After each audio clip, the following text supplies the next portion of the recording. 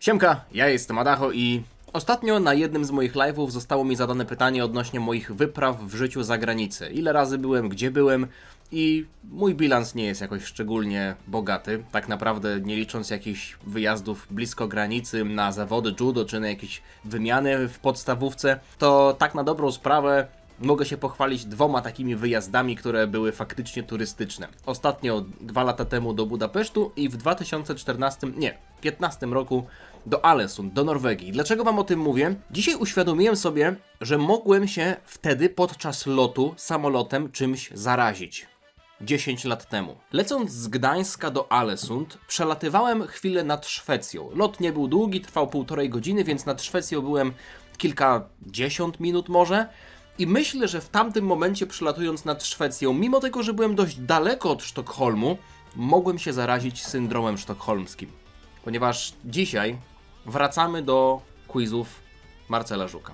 Do quizów, które raniły mnie niejednokrotnie. Do quizów, które sprawiały, że wyrywałem sobie włosy z głowy i jak widzicie, dzisiaj już jestem przygotowany na to, żeby sobie tego z powrotem nie robić. Tak naprawdę chodzi o to, że dzisiaj jak wsiadałem do nagrywania, pomyślałem, że dawno quizów nie było i przypomniałem sobie, że w sumie nie robiłem wszystkich quizów Marcela Żuka. Troszeczkę się stęskniłem za tym. Być może za 20 minut będę żałował, że do tego wróciłem, ale póki co cieszę się bardzo. Tak już w 100% poważnie, to żałuję, że pan Marcel Żuk nie wrzuca już quizów. Biorąc pod uwagę to, jak wyglądają informacje tutaj na stronie Radio SK, to nawet pan Marcel Żuk nie wrzuca żadnych artykułów, także trochę jestem zasmucony, więc nie wiem, czy to jest kwestia tego, że Marcel Żuk już nie pracuje tutaj w nerd sferze, bo tak się nazywa ta podstrefa, a mam nadzieję, że może znalazł jakąś lepszą pracę, w której bardziej się spełnia. Tak czy siak, to co nam zostawił, ta jego spuścizna, to jest coś, czym się dzisiaj będziemy zajmować i mam 2 quizy do rozwiązania. Oba tyczą się konkretnych sag. Jedna saga to Majin Buu saga, a druga saga to Piccolo saga.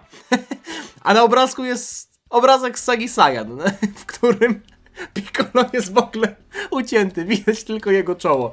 Otwórzmy sobie ten obrazek w nowej karcie.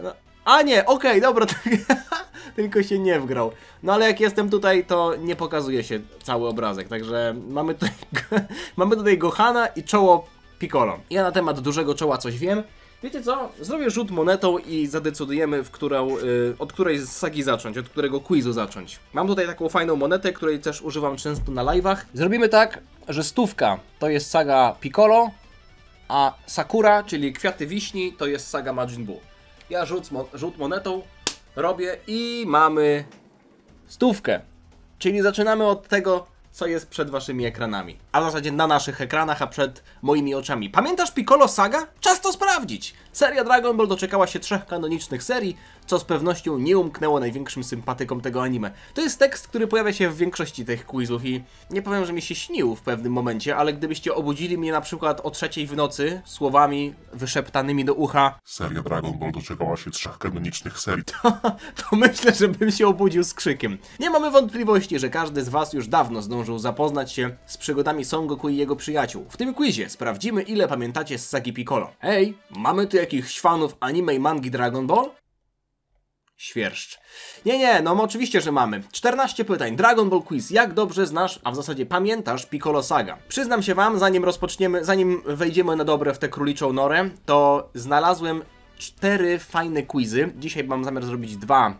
Następnym razem też mam zamiar zrobić 2. I jeden fajny artykuł autorstwa Marcela Żuka, tyczący się tego, jakie lekcje w Dragon Ballu zawarł Akira Toriyama. Myślę, że to też będzie dobry pomysł, żeby to przeczytać na wizji, bo chciałbym w ramach tej zasady, o której wspominam od wielu lat, że mój kanał nie ma za zadanie tylko bawić, ale również uczyć, może właśnie przeczytać taki artykuł. Tak czy siak, dajcie mi znać w komentarzu, czy jesteście ciekawi. Od quizów sobie zrobiłem długą przerwę, ale tak jak mówię, grawitacja tych quizów jest na tyle mocna, że nawet mimo tego, że odleciałem troszeczkę daleko, to powoli po prostu wracałem i jestem tutaj w tym miejscu z powrotem. Saga Piccolo rozpoczyna się od kolejnego wielkiego turnieju. Zawodnicy walczą o tytuł, czyli chodzi o sagę Piccolo Juniora. Nie chodzi o sagę Piccolo Daimao, nie chodzi o sagę Saiyan, z której jest to zdjęcie. Chodzi o sagę Piccolo Juniora, czyli sagę 23 Tenkaichi Budokai, najsilniejszego pod słońcem. Takie było tłumaczenie. Chociaż biorąc pod uwagę, że Piccolo wziął się z Kamiego, Piccolo i Kami narodzili się poprzez połączenie bezimiennego Nameczanina, który był z Namek, a Namek miało inne gwiazdy niż Słońce, to w takim razie czy to nie wyklucza możliwości uczestnictwa Piccolo w tym turnieju, chociaż Piccolo narodził się tak naprawdę na ziemi, Piccolo Junior. No dobra. Żartuję, dobra, idziemy dalej. Mistrz Roshi wziął udział w turnieju pod przykrywką. Jaką? Wielkiego Maestro, Jackiego Chuna, Super Saiyanina. A w zasadzie Sal-Janina. No, zrobiła się tutaj mała literówka, na początku powinno być i... przepraszam, nie, to nie był Wielki Maestro. Chociaż w oczach niektórych mógł taki tytuł nosić. Jeden z ziemskich mistrzów sztuk walki podobno wygrał turniej, nie dając się uderzyć. Kto to był? Łakowilk? To był Menwolf, czyli ten gościu, który był tak naprawdę wilkołakiem. Chyba on miał pretensje do Roshiego, że ten kiedyś rzucił na niego jakąś klątwę albo coś w tym stylu. Roshi potrafił rzucać jakieś klątwy? A, wiem o co chodzi. Zniszczył księżyc na 21. Tenkaichi Budokai, więc Łakowilk pozostał na stałe w tym ciele wilkołaka, bo on się chyba zmieniał na noc w człowieka, czy coś w tym stylu. Już nie pamiętam dokładnie o co chodziło, ale chyba chodzi o Króla Czapę. Podobno wygrał turniej, nie dając się uderzyć. Kto to był? Mistrz Roshi? Nie, chyba Król Czapa. Wydaje mi się, że Czappa w zasadzie... tak to chyba jego imię brzmiało. Nie jestem pewien, mogę tutaj się mylić. Nie sądzę, żebym zdobył 100%, no bo... Nie oszukujmy się. To nie jest możliwe. Piccolo ujawnia się po tym, jak zabija Krillana i skradnie smoczą kulę. Nie, to była saga Piccolo Daimao. Atakuje Son Goku na turnieju. Szuka mistrza Roshiego. Piccolo ujawnia się po tym, jak... To o której sadze my mówimy? W sumie saga Piccolo Daimao również zaczęła się po turnieju Tenkaichi Budokai, jak Krillan został zabity tam przez tamburyna i zabrali listę uczestników, prawda? A tutaj Piccolo ujawnia się po tym, jak... No ale on nie... Piccolo nie zabił Krillana. To nie jest poprawna odpowiedź, no bo to tamburyn zabił Krillana, więc to jest absolutnie nieprawda. Chyba że w domyśle rękoma tamburyna, no bo jak na przykład mówi się o jakichś... Nie chcę wypowiadać tych nazwisk, bo YouTube nie lubi tego, ale wiecie o jakie postacie historyczne mówi, które mają kilka milionów fragów na koncie, to mówi się, że oni są jakby odpowiedzialni za to. Wiecie o czym mówię, no nie? Szuka mistrza Roshiego, atakuje Son Goku na turnieju. Kurde, nie wiem. Mam wrażenie, że to jest poprawna odpowiedź. Bo nie pamiętam ani szukania mistrza Roshiego, ani atak Son Goku na turnieju, bo tak naprawdę... Jeśli chodzi o Piccolo Juniora, to oni sobie gadali zanim w ogóle jakakolwiek walka była. Zaznaczę tę odpowiedź, chociaż no już wytłumaczyłem, dlaczego uważam, że to takie trochę niepasujące. Ale niech będzie. Może chodzi faktycznie o sagę Piccolo Daimao. Król Piccolo był uwięziony przez lata w urządzeniu do gotowania ryżu, czyli chodzi jednak o sagę Piccolo Daimao. Okej, niech będzie. Otchłani wszechświata. Jajku. W jajku. Był więziony w jajku. Czyli chodzi o Piccolo Daimao. Chyba że tutaj mówimy o dwóch sagach. Mówimy o wielkiej sadze Piccolo. Kto wypuścił na wolność Piccolo? Cymbał, tamburyn, cesarz Pilaf. To jest łatwe. Ktoś ostatnio powiedział, że widać było w scenie, jak Pilaf zostaje zrzucony ze statku przez Piccolo Daimao, widać jak mu czapka spada. I jakby to jest odpowiedź na to, że nigdy, ostatnio mówiłem, że nigdy nie widzieliśmy włosów Pilafa, bo zawsze ma na sobie czapkę i być może jest on glindem. To jest żartobliwa teoria, ale to z czapką to w sumie nie pamiętałem, że faktycznie mu spadła. Piccolo może tworzyć synów. Może. Prawda. Można powiedzieć o potomku tak brzydko, że spawn, no nie? Że został zespawnowany, jak to się mówi w grach potocznie. Jak nazywa się atak specjalny Króla Piccolo? Special Beam Cannon Makanko Sapo Makosen. Jeśli chodzi o Króla Piccolo, czyli o Piccolo Daimao, to jest to Makosen, bo Special Beam Cannon i Makanko Sapo to jest to samo, czyli atak Piccolo Juniora, ale jeśli chodzi o Daimao, Piccolo Daimao nie używał Makanko Sapo i używał ataku Makosen. To też jest atak, który jest w Dokanie. Wejdziemy sobie na przykład w tego pana, to jego ultra super atakiem jest właśnie Makosen. Także myślę, że to jest poprawna odpowiedź. Ale dobre pytanie! Tylko głupio, że Special Beam Cannon i Makanko Sapo to są dwie jakby możliwe opcje do wyboru, bo jak ktoś wie, że to jest jedno i to samo, to wie, że to trzecie to jest po prostu dobre. Piccolo nie daje rady pokonać Shenlonga. Znaczy no... To nie była walka nawet, ale niech będzie, fałsz, no popielił go w Trimiga. Cudowna woda występuje tylko w pierwszej wersji serii Dragon Ball. Tak, to prawda. Tak naprawdę istnieją tam dwie cudowne wody. Jedna to jest zwykła woda, a druga faktycznie była cudowna. Ostatnim synem króla Piccolo był Piccolo Junior. To prawda. Piccolo Daimao zrobił bardzo fajne wyjście. To jest ten jeden z przykładów antagonistów, złoczyńców w Dragon Ballu, którzy po zostaniu pokonanym wybuchają. Także... A mówili, że to androidy miały bomby w swoich ciałach. Tak naprawdę okazało się, że Piccolo Daimao miał bombę. Powiem wam, że chyba dobrze idzie. 3 pytania zostały. Son Goku udaje się na trening w celu pokonania Piccolo Juniora do... To jest bardzo łatwe. Gdyby tutaj była na przykład wieża Karina, północny król światów to w ogóle nie było w klasycznym Dragon Ballu.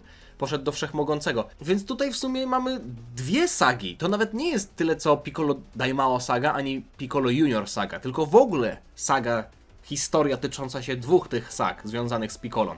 Wszechmogącego. Trenował tam 3 lata i bardzo urósł wtedy. 23. Światowy turniej sztuk walki odbywa się na wyspie Papaja, wyspie Kiwi, wyspie Omoriego. Dobrze idzie. Kurde, dobrze idzie. Szkoda, że tak mało pytań o 23. Tenkaichi Budokai. Son Goku pokonuje Piccolo Juniora, ale pozwala mu żyć, ratując go czarodziejską fasolką. Prawda, to jest koniec. I... O! Jest! 14/14! Król Czapa nawet tu weszło! Ach, przy okazji chciałbym podziękować Michałowi, który ostatnio wysłał mi owoc. Nie jest dostępny w Polsce. Tak naprawdę Witek był na wakacjach, więc przywiózł go z tamtego miejsca, nie pamiętam gdzie on był, ale to były jakieś tropiki. Przywiózł go do Polski, Michał odkroił sobie pół, wysłał mi drugie pół paczkomatem. Nie widzieliście takiego owocka jeszcze, Michał mi go wysłał. Czekam tutaj w szufladzie, żeby troszeczkę jeszcze dojrzeć. I przy okazji wysłał mi taką fajną koszulkę za darmo. Także dzięki Michał, noszę ją sobie. 14/14, ale jaja! To jest zrobiony quiz Marcela Żuka! Majin Buu Saga. Ile pamiętasz za anime? Dobrze mi zrobiła przerwa. Ja już wiem, jak te quizy rozwiązywać. Nawet jak wam się wydaje, że nie jest dobra odpowiedź, to jest dobra odpowiedź. Seria Dragon Ball doczekała się 3 kanonicznych serii. Nie! Przestań! Przestań. Dobra, w tym quizie sprawdzimy, ile pamiętacie z Majin Buu Saga. 21 pytań, o kurde, dobra, zaczynam. Ile lat mija od pokonania Cella, zanim na ziemię trafia Majin Buu? 7. Chociaż... na ziemię trafia Majin Buu. To nie jest tak, że kokon Majin Buu leżał tam od dłuższego czasu, tylko po prostu Babidi przyleciał 7 lat później? Chyba było tak, że oni przylecieli z kokonem po prostu na ziemię, bo na ziemi byli silni wojownicy. Tak czy siak 7 lat. To musi być poprawna odpowiedź. Do jakiego liceum uczęszcza Son Gohan? Do liceum Wojowników Z, których w sumie było kilku. Liceum Pomarańczowej Gwiazdy.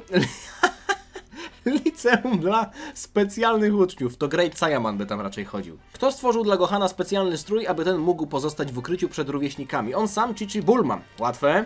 Marcel, musisz coś mocniejszego rzucić. Jak nazywa się koleżanka Videla? Videl. Jak się nazywała ta druga? Eraser? Tak, ta blondynka to była Eraser? Eresa to się czytało? Erasa. No, chodzi od gumki. Chodzi, że to imię od gumki pochodzi. Do zmywania, chciałem powiedzieć, do zmazywania. Videl grozi Gohanowi, że wyda go. Chyba, że ten. Nie wiem, jaka autokorekta tutaj musiała wlecieć, że Marcelowi się zrobiło z jednego chyba, że ten będzie jej chłopakiem. Nie, weźmie udział w turnieju sztuk walki. Będzie jej chłopakiem? Nigdy nie słyszeliśmy tak naprawdę o początku ich związku. Jedyne co to, kiedy Gohan poleciał walczyć z Majin Buu i tak dalej, Videl tam leciała też, ale już się zmęczyła, to tam na końcu powiedziała, że lepiej przeżyj Gohan, bo mam potem ochotę się z tobą umówić. Nie wiem, czy to było tylko w wersji anglojęzycznej, ale generalnie padła taka zapowiedź. Kto ćwiczy z Gohanem do turnieju sztuk walki? Goten. Goku wtedy nie było, a Piccolo... W sumie czemu Piccolo z nim nie ćwiczył, nie? Tak się niby lubili. Piccolo wtedy żył, przecież mógł normalnie tam brać udział w tej sadze. Videl dzięki Gohanowi uczy się lewitować i kontrolować ki, to prawda. Uwalniać siłę Super Saiyan. Nie, to dopiero w Battle of Gods Videl stała się Super Saiyanką. To dopiero później się wydarzyło. Jeden z androidów bierze udział w turnieju sztuk walki, który 18 biła się z Mighty Maskiem, potężną maską. Z majtkami i z maską się biła. Pojedynek podczas dziecięcego sztuk walki pomiędzy Trunksem a Gotenem wygrywa... Wydaje mi się, że Trunks albo nikt. Nie, Trunks wygrał. Wydaje mi się, że Trunks wygrał wszystko. No bo to musiał być już finał tych młodzików. Nie, Trunks wygrał. Wyrzucił chyba Gotena za... Ale tutaj, kurde, nie jestem pewien. No, to jest trudne pytanie. Tu już może się noga omsknąć. Kto w brutalny sposób pokonuje Videl? Spopowicz, ten większy. Kto odnalazł kulę z Bu? Babadi, Bibidi... Czekaj, co? Na pewno nie Herkules, nie ma takiej postaci jak Babadi, no to chodzi o Bibidiego, tak? Że Bibidi wtedy znalazł ten kokon i nauczył się panować nad Buu? To w sumie chyba stara wersja, biorąc pod uwagę Dragon Ball Daima, to nie byłoby aktualne. No ale nic innego nie pasuje tutaj, więc niech będzie, że to będzie Bibidi. Chyba, że się okaże potem, że był Babadi tak naprawdę, trzeci tam do tanga, prawda? Tak, to takie tango, które się tańczy we trzech. Bibidi, Babidi i Babadi.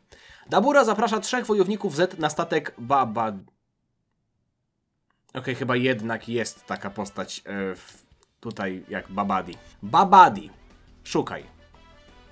Isaac Babadi.